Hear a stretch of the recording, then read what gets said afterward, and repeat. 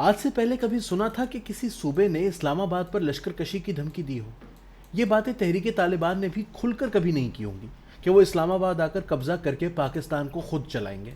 وہاں سے بھی ہمیشہ ریاست پاکستان کے کرتا دھرتاؤں کو ہی خبردار کرنے، اللہ سے ڈرانے جیسی باتیں کی جاتی ہیں۔ لیکن خیبر پختونخوا کے وزیر اعلیٰ محمود خان اور ان کے لیڈر عمران خان تو حد سے بڑھ گئے ہیں۔ ایک طرف عمران خان دھمکی دے رہے ہیں کہ سپریم کورٹ پرامن مارچ کی ضمانت دے ورنہ خود تیاری کر کے آؤں گا۔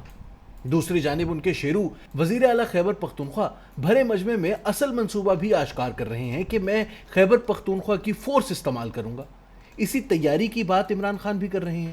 پاکستان کی تاریخ ایسے واقعات سے بھری پڑی ہے کہ جب مرکز میں ایک جماعت کی حکومت ہو اور صوبے میں دوسری جماعت کی۔ 2008 سے 2013 تک پنجاب میں مسلم لیگ نون کی حکومت تھی اور اسلام آباد میں پیپلز پارٹی کی۔ دونوں جماعتوں میں مسلسل گولہ باری جاری رہتی، یہاں تک کہ 2009 میں پیپلز پارٹی نے پنجاب میں گورنر راج تک لگا دیا، لیکن صوبے کے وسائل استعمال کرتے ہوئے اسلام آباد پر لشکر کشی کی بات کسی نے نہیں کی۔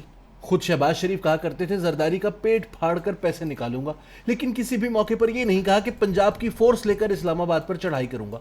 کچھ ایسی ہی صورتحال 2013 سے 2018 تک یوں تھی کہ پیپلز پارٹی سندھ میں اور وفاق میں نون لیگ کی حکومت تھی، تب بھی وہاں سے ایسی کوئی بات نہیں کی گئی۔ آخر ہر بار عمران خان اور ان کی جماعت کی جانب سے ہی تمام حدیں کیوں پار کی جاتی ہیں؟ کیوں یہ بار بار خانہ جنگی کی بات کرتے ہیں؟ کیوں یہ بار بار خون خرابے کی بات کرتے ہیں؟ کیوں خونی مارچ کا نام لیتے ہیں؟ سپریم کورٹ کو بہت جلدی تھی، یقیناً آئندہ بھی ہوگی، کہ عمران خان کو ریلیف فراہم کیا جائے، لیکن کیوں وفاقی حکومت کے ان خدشات کو نظر انداز کیا گیا کہ تحریک انصاف کی جانب سے مسلسل خون خرابے کی باتیں کی جا رہی ہیں اور ایسے حالات میں انہیں کھل کھیلنے کا موقع نہیں دیا جا سکتا؟ پھر انہوں نے عدالت کو تڑی لگائی کہ اگر آپ نے کردار ادا نہ کیے تو آپ کے بچے آپ کو معاف نہیں کریں گے، تاریخ معاف نہیں کرے گی۔ یہ اداروں کو تو ایسے تڑیاں لگاتے ہیں جیسے ان کے ذاتی ملازم ہیں اور ان کے بچوں کی زندگیاں مستقبل ان کی حکومت بنانے یا نہ بنانے سے منسوب ہیں۔ کیا زمانہ تھا؟ کیا کوئی پیپلز پارٹی والا تصور کر سکتا ہے اس قسم کی زبان استعمال کرنے کا؟ اس سپریم کورٹ نے پیپلز پارٹی کا بانی، اس ملک کا وزیر اعظم، اس کا ہیرو قتل کر دیا۔ جرت نہیں کر سکتا کوئی ان کے بیارے میں جالا ایسی بات کرنے کی۔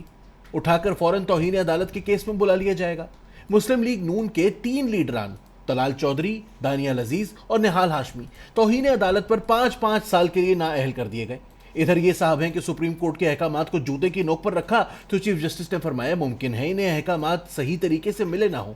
پتہ نہیں لاڈلے پن میں یہ سب بدتمیزیاں برداشت کی جاتی ہیں یا واقعی خوف ہے کہ بچے معاف نہیں کریں گے۔ لیکن یہ طے ہے کہ اس شخص کی محبت میں اس ملک کا نظام انصاف جتنا متنازع ہوا ہے پہلے کبھی نہ تھا۔ حقیقت یہ ہے کہ پارٹی کے اندر اندھیر مچی ہوئی ہے۔ تمام تر تیاریوں اور اعلانات کے باوجود درجنوں ایسے چوٹی کے رہنما تھے جو لانگ مارچ کے دن کہیں نظر نہیں آئے۔ اب ان کی فہرستیں تیار ہو رہی ہیں، ان کو عہدوں سے ہٹایا جا رہا ہے، ان کے خلاف کارروائیوں کا آغاز ہو رہا ہے، گویا اس سے لوگوں کے دلوں میں خوف بیٹھ جائے گا کہ خان ہمیں عہدوں سے ہٹا دے گا۔ موصوف بھول رہے ہیں کہ یہ تو پارٹی چھوڑنے کے بہانے ڈھونڈ رہے ہوں گے۔ اس وقت قومی اسمبلی سے استعفے دینے کے لیے کوئی تیار نہیں۔ جو خود کو شاہ سے زیادہ شاہ کا وفادار ثابت کرنے پر تلے ہیں اور علل اعلان استعفوں کا اعلان کر چکے ہیں، وہ تو خود آس لگائے بیٹھے ہیں کہ خان صاحب کا پتہ صاف ہو تو پارٹی پر قبضے کریں۔ غالب اکثریت پارلیمنٹ میں واپس آنا چاہتی ہے۔ شاہ محمود قریشی، فواد چودھری، اسد عمر، پرویز خٹک سمیت تمام قیادت عمران خان کی پالیسی پر متفق نہیں، لیکن اتنی ہمت بھی نہیں کہ کھل کر اختلاف کر سکیں۔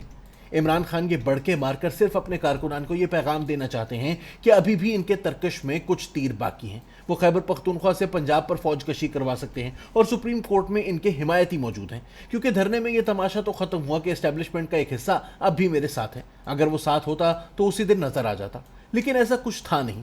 جو تھوڑا بہت دباؤ اسٹیبلشمنٹ محسوس کر بھی رہی ہوگی وہ اسی دن ہوا ہو چکا۔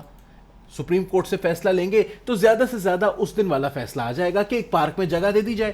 یہ تڑیاں دھمکیاں محض کارکنان کو حوصلہ دینے کے لیے ہے، ورنہ اندر کی کہانی یہ ہے کہ پارٹی بربادی کے دہانے پر کھڑی ہے۔ جب اسٹیبلشمنٹ کے سہارے بنی ہو تو یہ سہارا ہٹنے سے کچھ ایسی ہی صورتحال بنتی ہے۔ اگلے چند دنوں میں صورتحال مزید واضح ہو جائے گی۔ پھر کس کو دھمکیاں دیتے پھریں گے خان صاحب، اور کون سنے گا ان کی دھمکیاں؟